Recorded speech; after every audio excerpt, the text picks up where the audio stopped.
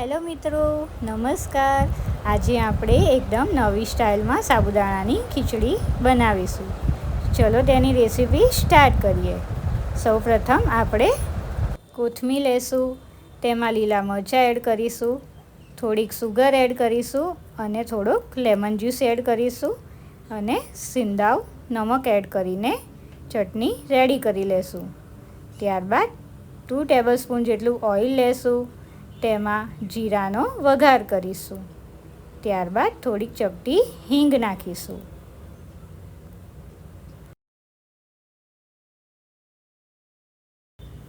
ત્યારબાદ તેમાં સિંગદાણા એડ કરી લેશું.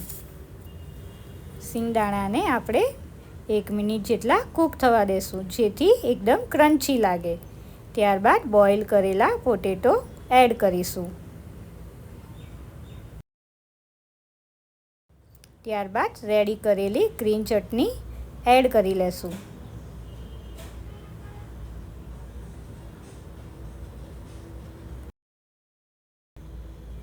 ત્યારબાદ સાબુદાણાને એડ કરી લેશું.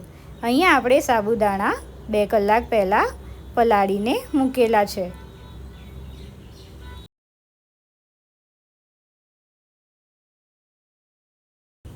બધી વસ્તુને સરખી રીતે મિક્સ કરી લેશું.